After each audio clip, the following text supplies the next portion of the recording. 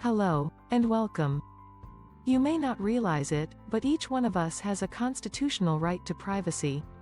This means that you have the right to your information being kept private and confidential. But because we live in a consumer culture, where everyone wants to sell you something and make money, your constitutional right to privacy has been largely ignored, as is evident from the hundreds of emails, messages and calls, from unknown people, all trying to sell you something. You may have felt a lot of frustration over this trampling of your right to privacy and by the many spam calls and messages you have been receiving, without having given out your details and without you showing any interest in the products that are being promoted. All of this started changing towards the end of June 2021, when you may have started receiving messages like this one, and started hearing about a thing called POPIA or POPIA. But what exactly is POPIA?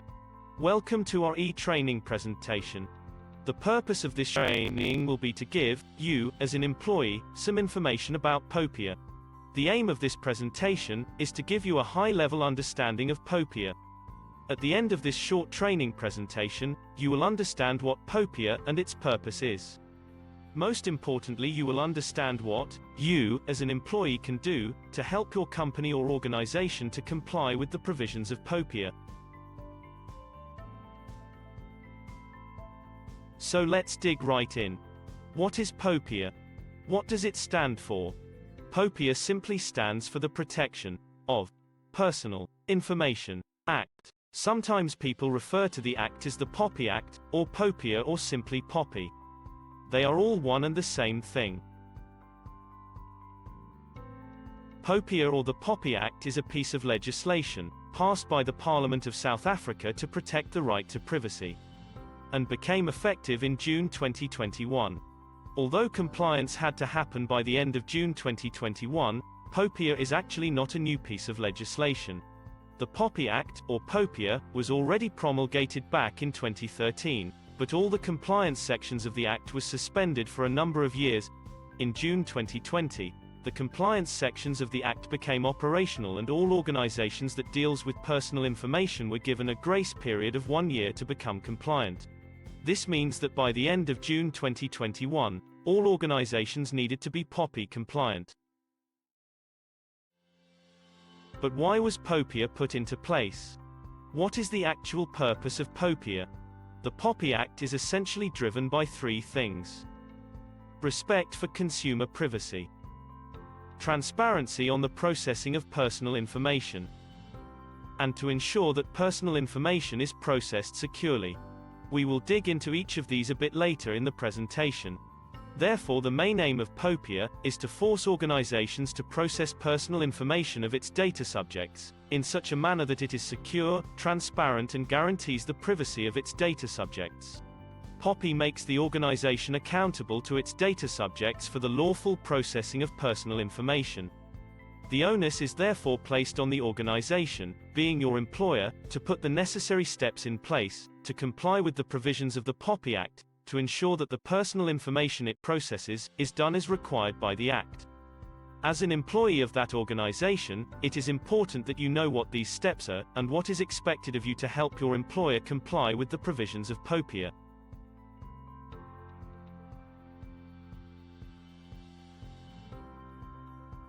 But what happens if an organization does not comply with POPIA? What are the consequences of a company not processing personal information in terms of the Act? There are a number of adverse implications to non-compliance. This could range from a loss of reputation, up to hefty fines or even jail time. If people find out, maybe in the press or social media, that a company does not take the privacy of its customers seriously, it will hurt that company's reputation and may even lead to a loss of customers. Depending on how serious a breach or non-compliance is, the information regulator may launch an inquiry against a defaulting organization, which will have to be defended by the organization. The information regulator may impose fines against a non-compliant organization. This fine can be as high as 10 million rand.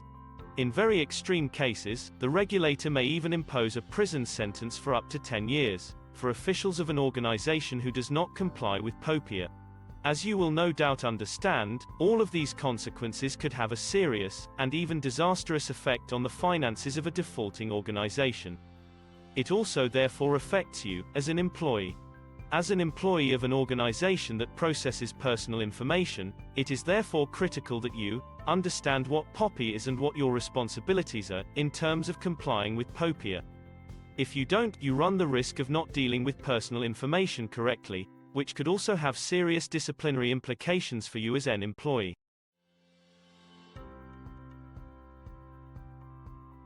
Up to now, you have heard terms like the data subject and the information regulator. Who are they, and what do they do? Before we can really delve into what POPIA is, and what it means, it is important to understand who the parties are that are involved in POPIA. The two most important parties involved in POPIA is that of the data subject and the responsible party. The data subject is the person that is the owner of the personal information. That person will pass that personal information to the responsible party or organization, who will process that information for any number of reasons. As you will see, the type of information that is passed from the data subject to the responsible party, and the manner in which the personal information is processed by the responsible party, depends on the relationship between the two. If, for example, the data subject is an employee of the organization, that organization, the responsible party, will process employee-related information of the employee as the employer. The responsible party or organization can have many types of data subjects. Like we've seen, an employee can be one type of data subject. A person or entity who supplies goods or services to the organization can be a different type of data subject. At this point, it is important to note that a data subject does not have to be a natural person, but can also be a corporate entity. The personal information of both natural persons or corporate entities needs to be protected and processed correctly in terms of POPIA. A very common type of data subject of any organization will be its customers. Customers will need to supply certain personal information to the responsible party in order to receive goods or services. If the organization receives visitors at its premises and takes down information from those visitors, for security reasons, the visitor becomes the data subject of the organization. Similarly, if a responsible party processes information it obtains from a website user, that website user becomes the data subject of the organization, and must process that personal information in terms of POPIA. So from what we have seen so far, a responsible party, or organization, like the company who employs you, can have many data subjects. It can also have many different types of data subjects. Where you, as a person watching this presentation, fits into POPIA depends on your role. You may be a data subject if you are a customer of a company. Or you may be a data subject as an employee of the company you work for. For purposes of this training though, you are an employee of the company you work for, and therefore, part of the responsible party.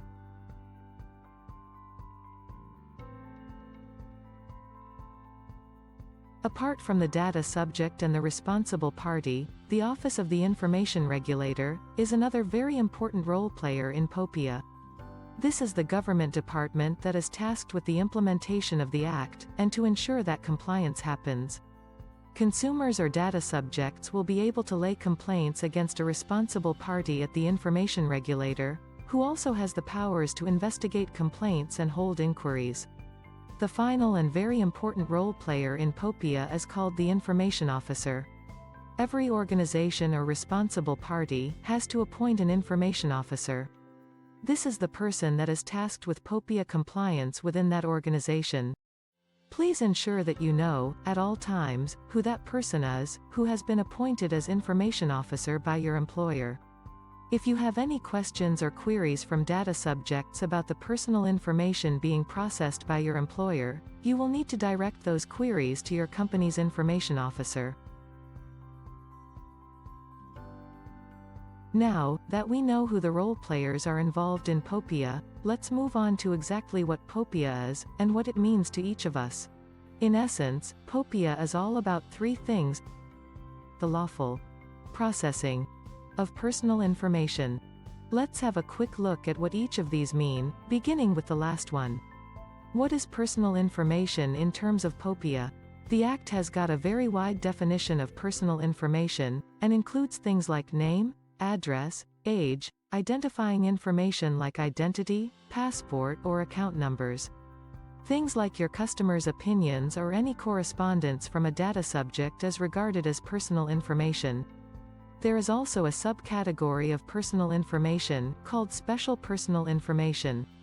This is information of a very personal nature and needs to be treated with extra care.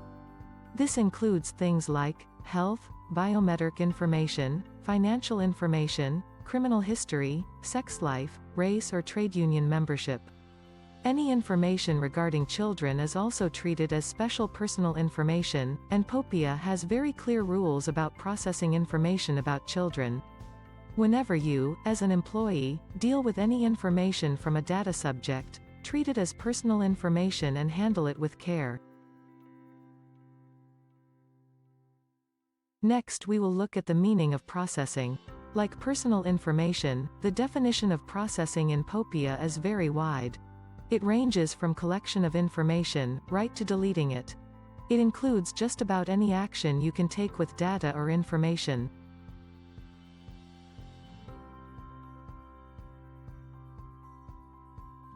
The final, and most important concept of POPIA relates to the lawfulness of the processing. What is meant with lawful? The Act specifies a number of conditions or requirements, which processing of the personal information must meet, to be considered lawful. These requirements relate to the three key aims of POPIA, which, as we have already seen, is privacy, transparency, and security. Let's quickly look at each of these in a bit more detail. In order to be lawful, the consent of the data subject is needed. This could be complied consent where the information is being processed, in terms of an agreement or some piece of legislation like tax laws or employment laws. Or it could be expressed consent that could form part of your company's privacy policy. As you will see, going forward, consent from the data subject is central to the processing of personal information. The personal information that is being processed must be obtained from the data subject itself and not from another source, unless the data subject has consented to the collection of the information from a third party. The information being processed can also just be processed in line with a specific purpose. The purpose will depend on the type of relationship between the data subject and the company. As an example, a responsible party cannot use the employment-related personal information of an employee for any purpose that is not employment-related, unless the employee, of course, consents thereto. The responsible party can also only use personal information that is reasonably necessary for the given purpose and nothing more.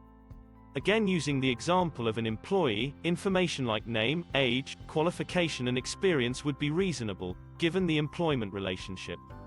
But information like marital status, sexual orientation, political or religious views or trade union membership of a prospective employee may be unreasonable and may not be processed. Unless, once again, there is prior consent from the data subject to process such other information.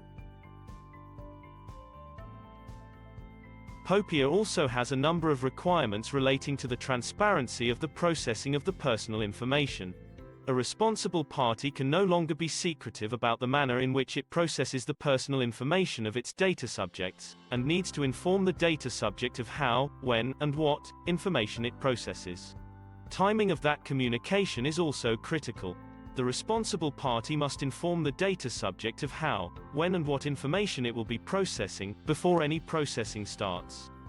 Doing so only later on, could mean that the processing may be unlawful. POPIA also makes provision for the data subject to participate in the processing of its personal information. This means that the data subject can request a copy of the information belonging to the data subject from the responsible party. A data subject can also ask for its information to be amended or corrected, and may in certain cases also request that the information be destroyed or deleted. These type of requests are known as DSAR, or Data Subject Access Requests. Your employer should have a process in place that deals with these kind of data subject access requests. Please ensure that you know and understand this process. Always refer any data subject access requests to your company's information officer. If there is any breach of personal information at the responsible party can no longer keep quiet about such a breach. In terms of POPIA, the responsible party must inform the data subject of such a breach so that the data subject can take any measures to minimize loss or to protect its privacy. If you as an employee become aware of any event, like the loss of a laptop or company mobile phone, you are under an obligation to report such an event to your company's information officer. Security of personal information is central to POPIA, and it is therefore not surprising that the Act has a number of security-related requirements. The responsible party must take all reasonable steps and put measures in place to ensure that the personal information of its data subjects are stored and processed securely. For this reason, the responsible party must also take reasonable steps to prevent any loss, damage or unauthorized access to personal information. Your company may have already taken measures to secure the personal information of its data subjects, but it is also important that you, as an employee, take the necessary precautions to ensure the security of the personal information you deal with on a daily basis. We will look at these precautions a bit later.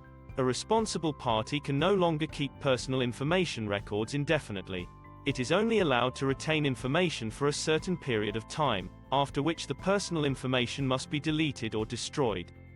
In terms of POPIA, the responsible party must also have a very clear plan in place for when a data breach occurs.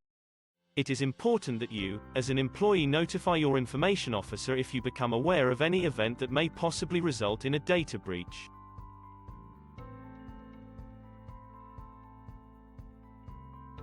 Now that you know what POPIA is, and have a high-level understanding of lawful processing of information, it is time to focus on your role as employee in POPIA compliance. Your employer may have already spent a lot of time and effort in becoming POPIA compliant, by putting in place various policies and measures to lawfully processing personal information. Let's have a quick look at some of the more important measures you, as employee, can take to ensure that the personal information you deal with, on a daily basis, is done correctly, securely and POPIA compliant.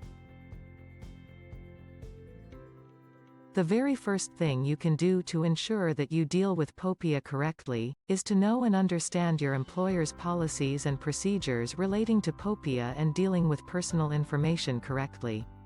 These policies and procedures may be available on your company's website or intranet, and if not, you can request these from your information officer.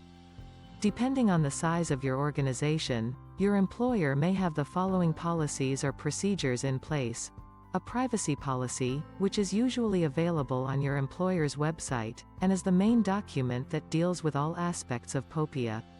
It forms the basis of the agreement your employer has with its data subjects, on how it will deal with personal information of the data subject. It is the most important document when it comes to POPIA. Your company may have a policy that deals with the retention of personal information. This will stipulate how long your employer may retain personal information of its data subjects. As you have seen earlier, data subjects must now be allowed to participate with your employer in the processing of its personal information. Requests from data subjects relating to their personal information is called DSAR, or Data Subject Access Requests, and your employer may have policies or procedures that deal with these kinds of requests. Your employer should also have a plan in place, in the unlikely event of a data breach, in the form of a data breach response policy. It is important that you know what needs to happen if there is a possibility of a data breach in your organization. There should also be one or more IT policies in place that deals with data security. Please ensure that you understand all of these policies, as they form the basis of your POPIA compliance effort. If you receive any requests from a data subject regarding their personal information, immediately inform your information officer of such request. If you become aware of any incident that may result in a privacy breach or loss of personal information, it is critical that you report that incident to your information officer as soon as possible. Please remember that personal information can be in electronic format, or be contained on written documents. It is very important to handle written documents, containing personal information, with care, to avoid loss or unauthorized access. Steps you can take to secure documents, containing personal information, include the following. Ensure that your desk is clean, and that documents containing personal information is not lying around. Secure written documents, by filing them in cabinets or rooms that can be locked. Avoid unnecessary printing or copying of documents containing personal information.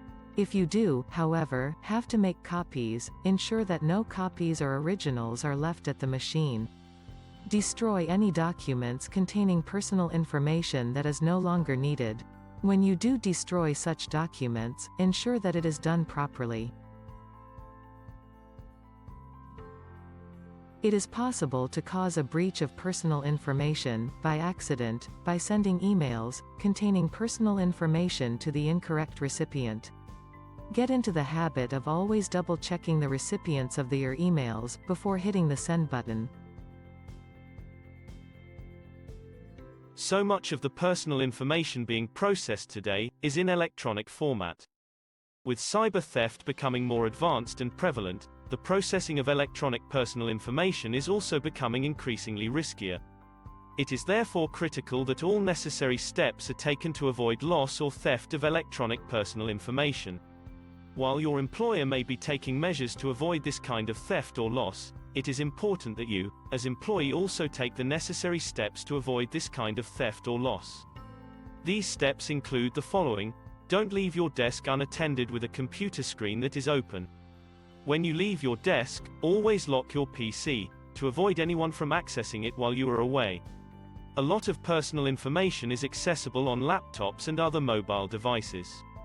Because of their size, it is easy to lose such devices, or for them to be stolen. Always take the necessary precautions to ensure that your laptop computers and other mobile devices, containing personal information, are safe. It is advisable not to store personal information on any device, especially laptop computers and other mobile devices. Where possible, make use of authorized cloud storage, or saving information on your employer's servers. Your employer will be able to control the security of the personal information much better on central storage systems, as opposed to individual devices. Also, be very aware of phishing attempts or other scams that are intended to trick you into disclosing personal information to unauthorized persons. Central to the protection of electronic personal information is the use of passwords. Having proper passwords on your devices, accounts and apps can literally sometimes be the difference between simply losing a device or a disastrous breach of privacy. It is therefore imperative to use passwords on all devices, sites or apps that contain personal information. Here are some useful tips when it comes to the use of passwords. 1. Always use them. It's that simple. 2. Use strong passwords that are long enough, hard to guess, and contain a mix of different types of characters. Avoid using common words or phrases, or the name of your partner or baby. 3. Don't share your passwords with anyone. Ever. 4. Avoid writing down your passwords. 5. If you absolutely have to write down your passwords, ensure that the written down passwords are not kept close to the devices or sites you are using. Keep them separate from your devices, and ensure that it is kept somewhere safe. 6. Try keeping your passwords unique. Don't use the same passwords on all your devices or for the same websites. That way, if someone does get hold of a password, not all devices or sites are compromised.